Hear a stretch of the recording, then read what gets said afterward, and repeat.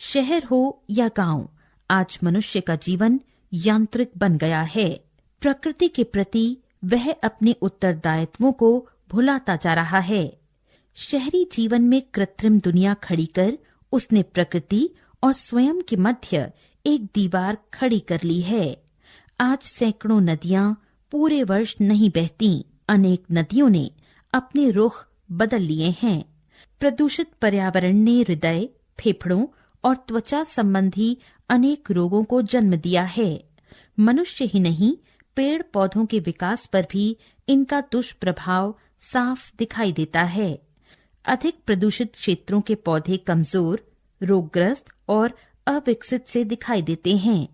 अपने हाथों प्रकृति का संतुलन बिगाड़कर अब मानव को अपनी भूल का एहसास हो रहा है।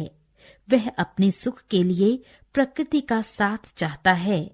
बदलती जलवायु, सूखते जंगलों, बंजर होती धरती और सूखी नदियों को देख उसका हृदय व्याकुल हो गया।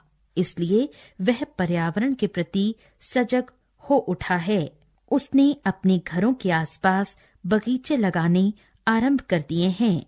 शहर हो या गांव, जगह जगह छोटी बड़ी नर्सरियां खुल रही हैं, जहां से पेड़ पौधे लेकर वह अपने आसपास के वातावरण को शुद्ध करने में लगा हुआ है।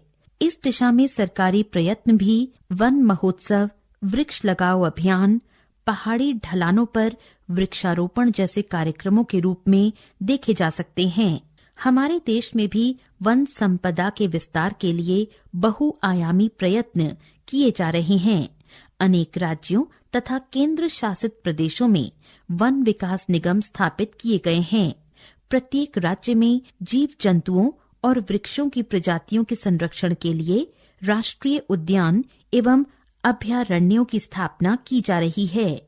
नगरों में स्थान स्थान पर हरित पट्टियां बनाई जा रही हैं। उनमें तरह तरह के वृक्ष रोपे जा रहे हैं ताकि प्रदूषण पर नियंत्रण हो, धरती का जल स्तर बढ़े और मौसम चक्र अपने सामान्य रूप में आ सके।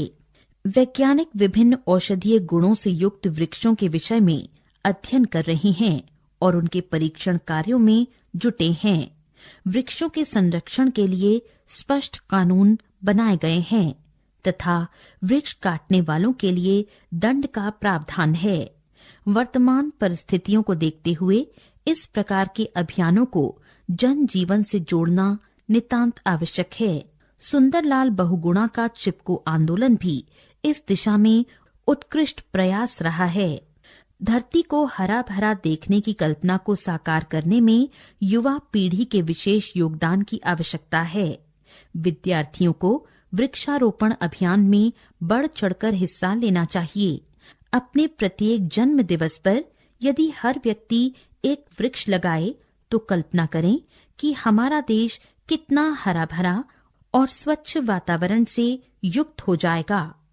प्रत्येक विद्यार्थी को समझ लेना चाहिए कि वृक्ष लगाना और उसकी देखभाल करना वृक्ष के प्रति उपकार नहीं, अपितु स्वयं एवं आने वाली पीढ़ी के संरक्षण की दिशा में एक स्वस्थ कदम है। विश्व के अधिकतर देशों में अनेक उत्सव वृक्षों से जुड़े हैं।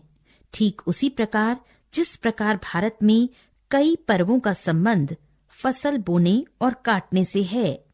इज़राइल में तू बी शिवेत नामक पर्व पर सब बच्चे मिलकर जगह जगह पौधे लगाते हैं। यहाँ वर्षों से संतान उत्पत्ति के अवसर पर वृक्षारोपण की परंपरा है।